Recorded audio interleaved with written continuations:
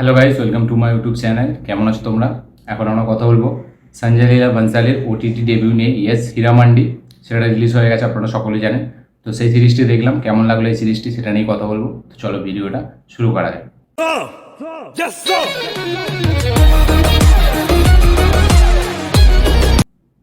তো এই সিরিজটি কেমন লাগলো? এই সিরিজটি নিয়ে আমার মিক্সড রিভিউ আছে, কারণ এই সিরিজটি আমার 75%-এর মতো ভালো লাগে, বাকি 25% কিন্তু আমার জমেনি একদম। সিরিজটি গল্পটি হলো, মানে এখানে যে আমাদের মনীষা কৈরালার ক্যারেক্টারটা, সে হচ্ছে হীরামান্ডির মালকিন। তো সে তার দিদিকে মেরে খুন করে সে জায়গাটার মালিক হয়ে যায়, এবং তারপরে তার যে মেয়েটা ছিল, মানে তার দিদির যে মেয়েটা, সে ফিরে আসছে এবং সে বদলা নেবে এবং সে এই জায়গাটাকে আবার নিজের করে নেবে, যেহেতু তার মায়ের ছিল। তো এই নিয়েই পুরোটা গল্প, এবং তার সাথে সাথে অ্যাডভান্স একটা গল্প সেট করা হয়েছে, সেটা হচ্ছে ইন্ডিপেন্ডেন্সের জন্য। স্বাধীনতার সংগ্রামের একটা লড়াই দেখিয়েছে এখানে। তো ওভারঅল সিরিজটিকে যেভাবে ট্রিট করেছে সেটা সত্যি খুবই সুন্দর। সঞ্জয় লীলা ভান্সালীর টিপিক্যাল যে ফরম্যাট হয় সেই ফরম্যাটেই, কিন্তু এখানে এক্সিকিউশন দারুণ, হেভিভাবে প্রেজেন্ট করেছে সিরিজটাকে।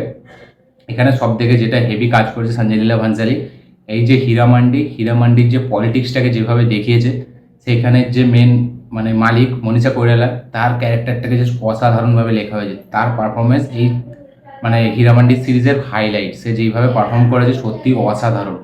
প্রত্যেকটা ক্যারেক্টারকে যেভাবে লিখেছে, কিছু ক্যারেক্টার আছে যাদের লেখাটা অতটা ভালো হয়নি, এবং যেহেতু মানে এটা ফোকাসটাই মানে মনীষা কৈরালার ওপর, হীরামান্ডির ওপর, তাই জন্য আউটসাইডে যারা ক্যারেক্টার আছে সাইডে, ঠিক আছে, তাদের ক্যারেক্টারকে মানে কিছু কিছু ক্যারেক্টার আছে যাদেরকে খুবই ইম্পর্টেন্স দেওয়া হয়েছে, এবং কিছু ক্যারেক্টার আছে যাদেরকে অতটা ইম্পর্টেন্স দেওয়া হয়নি। এখানে প্রত্যেকটা ক্যারেক্টারে যেটুকু যেরকম যাকে পারফরমেন্স দিয়েছে সে কিন্তু হেভি পুল আপ করেছে। এবং তার সাথে সাথে এই সিরিজের যেটা সব থেকে হেভি মানে দেখতে ভালো লাগে, সেটা হচ্ছে এখানে সম্পর্কগুলো।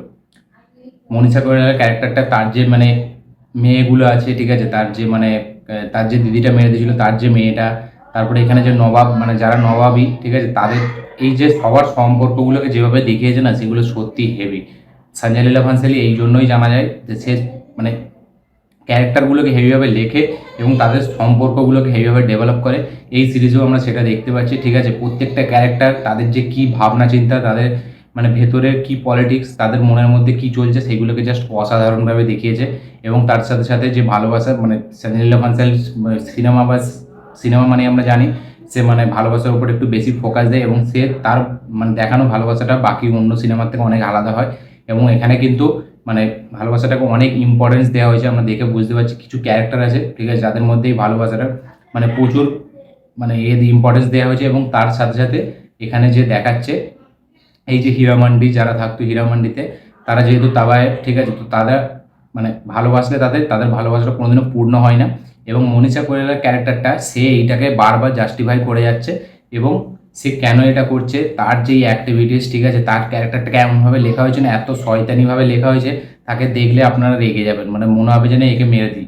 মানে সে ক্যারেক্টারটাকে এমনভাবে বিল্ড করা হয়েছে, এমনভাবে লিখেছে, কিন্তু অ্যাট দ্য সেম টাইম সে যখন কিছু কথা বলছে যেগুলো শুনে প্রচুর রাগ ধরবে, ঠিক আছে, তার মেয়েদের উপর সে যেরকম করছে, তার নিজের বোনেদের উপর সে যেরকম করছে, ঠিক আছে, সেটা দেখলে কিন্তু খুবই রাগ ধরে। কিন্তু অ্যাট দ্য সেম টাইম সে লাস্টে কিছু এমন একটা কথা বলে যায় যেখানে মানে তার কথাগুলো জাস্টিফাই হয়ে যায়, যে সে কেন এরকম কথা বলছে, ঠিক আছে, সে কেন ভালোবাসাটাকে মানে একদম সহ্য করতে পারে না।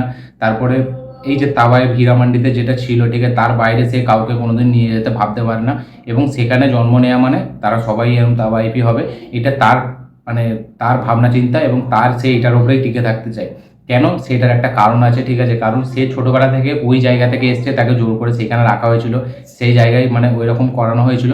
তাই জন্য তার সেখানে থেকে থেকে তার যে মানে পার্সপেক্টিভ, তার যে ভাবনা চিন্তা, সেটা কিন্তু ওই রকম হয়ে গেছে। এবং প্রত্যেকটা কথাই সে যখনই কিছু শয়তানি কথা বলছে বা কারোর উপর মানে অত্যাচার করছে, তারপরেই ঠিক এমন একটা কথা বলছে যেগুলো মানে তার ভেতরের যে কী ভাবনা চিন্তা সেগুলো আমরা বুঝতে পারছি।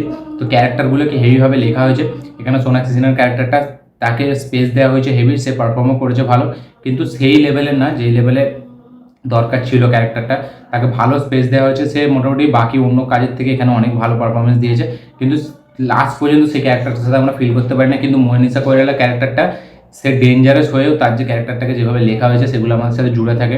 এখানে ছোট্ট একটু স্পেস পেয়েছে মানে রিচা চাড্ডা, কিন্তু সে নিজের ছাপ ছাড়তে পেরে মানে পুরো সিরিজটা দেখা হয়ে গেলেও আমরা ভুলে গেলেও রিচা চাড্ডার পারফরমেন্সটা কিন্তু আমাদের মনে থেকে যাবে। সে কম স্পেস পেয়েছে, কিন্তু সে কম স্পেসেও একটা ছাপ ছেড়ে গেছে।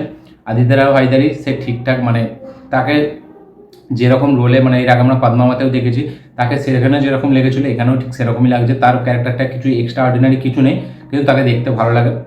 এর পাশাপাশি সঞ্জিদা শেখ যেটা আছে, ঠিক আছে, তার ক্যারেক্টারটা দেখলে রাগ ধরে আমাদের, কারণ তার যে মানে তার ক্যারেক্টারটাকে এমনভাবে জটিলভাবে লেখা হয়েছে যে আমরা দেখে মানে তার উপর রাগ ধরে যে সে কেন এখানে আছে, ঠিক আছে, সে কেন এখানে ছেড়ে চলে যাচ্ছে না, এরকম মনে হয়। লাস্ট পর্যন্ত তার ক্যারেক্টারটা কিন্তু সেভাবে জাস্টিফাই করা হয়নি। এবং আরেকটা যেটা মনীষা কৈরালা মেয়ের যে ক্যারেক্টারটা প্লে করেছে, ওর নামটা আমি জানি না, তার পারফরমেন্স ঠিকঠাক, যেহেতু তাকে বেশি প্রেফার করা হয়েছে ভালোবাসাটার দিক থেকে, ঠিক আছে, তাই জন্য সে সেই হিসাবে সেই রোল হিসাবে কিন্তু বেশ ভালো। এবং যারা মেল ক্যারেক্টার যাদেরকে দেওয়া হয়েছে মানে ফারদিন খান তারা ঠিকঠাক নিজের জায়গায়, তাদেরকে যে এক্সট্রা মানে কিছু করার ছিল না, ঠিক আছে, তাদেরকে দিয়েছে নবাবী রোলটার জন্যই, যেহেতু তারা মানে একটা রাজকীয় একটা ব্যাপার আছে তাদের মধ্যে, তাই জন্য ওদেরকে যেরকম রোল দিয়েছে ঠিকঠাক। এখানে মেন সুন্দর জিনিস হচ্ছে প্রেজেন্টেশনটা যেভাবে করেছে সেটা সত্যিই দেখতে হেভি লাগে। এবং আমি কিছুজন দেখছিলাম যে কিছু রিভিউয়ার আছে যারা এটাকে 2 স্টার পর্যন্ত দিয়েছে, ঠিক আছে, কিন্তু এটা কোনো মানে হয় না। 2 স্টার মোটেই ডিজার্ভ করে না সিরিজটা কিন্তু খুবই সুন্দর। সিরিজটি 4-5টা এপিসোড পর্যন্ত কিন্তু হেভি মানে 5টা-6টা বলতে পারি, খুবই একটা এঙ্গেজিং সিরিজ হয়ে যায়। এবং ওইখানে যে পলিটিক্সটা, ওইখানে যে ক্যারেক্টারগুলোকে যেভাবে বিল্ড আপগুলো দেখিয়েছে, মানে তাদেরকে যেভাবে লিখেছে, তারা যেরকম পারফরমেন্স দিয়ে, সেটা কিন্তু সত্যিই দেখবার মতো। এবং ক্যামেরার কাজ, সঞ্জয় লীলা ভানসালির মানে ওয়েব সিরিজে এরকমভাবে সে ক্যামেরার কাজ করেছে সেটা সত্যি অবাক করার মতো। প্রত্যেকটা শটকে যেভাবে নিয়েছে যত্ন করে, এবং তার প্রিমিয়ামনেস মানে ভিজুয়ালি দেখার মজাটাই আলাদা, এত গ্র্যান্ডুয়ার, এত স্কেল। এবং প্রত্যেকটা ক্যারেক্টারে তাদের যে কস্টিউম, তাদেরকে যেভাবে মানে গেট আপ দিয়েছে, সেগুলো সত্যি অসাধারণ, দেখতে হেভি লাগে। প্রত্যেকটা ক্যামেরা শট, ক্লোজ শট বলুন বা টপ অ্যাঙ্গেল, প্রত্যেকটা শটগুলোকে হেভিভাবে যত্ন করে নেওয়া হয়েছে, দেখতে দারুণ লাগে, প্রিমিয়ামনেসটা প্রচুর। এবং তার সাথে সাথে অ্যাডিশনাল একটা জিনিস অ্যাড করে, সেটা হচ্ছে স্বাধীনতা সংগ্রামটা, যেটা কিন্তু সেইভাবে মানে সেইভাবে ফুটে উঠে আসেনি মানে সিরিজটাতে মেন ফোকাসটা হীরামান্ডির ওপর ছিল, যে সেখানে মেয়েগুলো স্বাধীনতার জন্য কী লড়াই করেছিল। এবং লাস্টে যেতে যেতে সিরিজটি এমন জায়গায় গিয়ে শেষ হয় যেখানে আমাদের ইন্টারেস্টটা মানে খারাপ করে দেয়। স্বাধীনতা মানে এটাকে আন্দোলনটাকে এমনভাবে দেখিয়েছে না, সেখানে যে হীরামান্ডির মেন পোর্শনটা, সেটা কিন্তু অনেকটা মানে ফিকা ফিকা হয়ে যায়, সেটা অতটা ভালো লাগে না। এই যে প্রথম থেকে যে পলিটিক্সগুলো দেখিয়ে আসলো, সোনাক্ষী সিনহার ক্যারেক্টারটা সে কী বদলা চায় তার মানে মাসির কাছ থেকে, এবং তার মনীষা কৈরালা ক্যারেক্টারটা সে কীভাবে একে ডিফিট করবে এটা নিয়ে পুরো গল্পটা দেখিয়েছে। কিন্তু লাস্ট পর্যন্ত এসে সেইটাকে জাস্টিফাই করতে পারেনি। এখানেই সঞ্জয় লীলা ভানসালি একটু চুকে গেছে, মানে লাস্টের কিছুটা পোর্শন সে এমনভাবে মানে দেখিয়ে দিয়েছে যেটা খুবই সহজ, এবং যেটাতে মানে সিরিজটি জাস্টিফাই হয় না লাস্টের দিকে।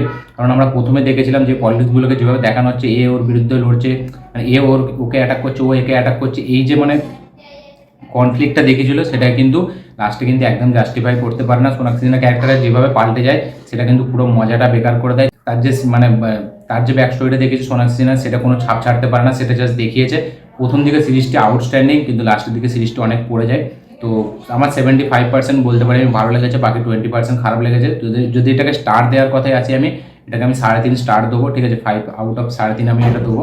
তো ওভারঅল সিরিজটি আপনারা দেখতে পারেন, দেখে কেমন লেগেছে অবশ্যই কমেন্ট করে জানাবেন। তবে হ্যাঁ, সিরিজটি কিন্তু এমন নয় যে মানে খুব খারাপ। অনেকজন মানে আমি রিভিউ দেখছিলাম বা কিছু জনের রেটিং দেখছিলাম, সিরিজটি কিন্তু যথেষ্ট ভালো। প্রথম লাস্টের দিকে যেহেতু এই অ্যাঙ্গেল আমরা দেখে নিয়েছি স্বাধীনতা মানে এই আন্দোলনের ওপর, এরকম সিনেমা আমরা অনেক দেখে নিয়েছি বা সিরিজও বলতে পারি, তাই জন্য লাস্টের কিছুটা সিন আমাদেরকে ইম্প্যাক্ট ফেলতে পারে না, ঠিক আছে। কিন্তু এখানে মেন ফোকাসটা হচ্ছে হীরামান্ডির ওপর, সেখানের জায়গাটা তারা কী আন্দোলন করেছিল মানে ব্রিটিশদের বিরুদ্ধে, এবং তাদের মধ্যে নিজেদের মধ্যে কি পলিটিক্স ছিল, নবাবরা তাদের সাথে কীভাবে বিশ্বাসঘাতকতা করেছিল, এইগুলোই সব দেখিয়েছে। এটা নিয়েই মেন কনসেপ্ট। তার উপরে কিন্তু যথেষ্ট ভালোভাবে কাজ করেছে সঞ্জয় লীলা ভানসালি, লাস্টের দিকে একটু পড়ে গেছে। তো ওভারঅল সিরিজটি বেশ ভালো, আপনারা দেখতে পারেন, ঠিক আছে। দেখে কেমন লেগেছে অবশ্যই কমেন্ট করে জানাবেন। আমার এই ভিডিওটি ভালো লেগে থাকলে অবশ্যই লাইক শেয়ার কমেন্ট করুন। যারা যারা চ্যানেল নতুন এসেছেন চ্যানেলটিকে সাবস্ক্রাইব করুন, বেল আইকনটি প্রেস করতে ভুলবেন না। দেখা হচ্ছে পরের ভিডিওতে, ততক্ষণের জন্য বাই।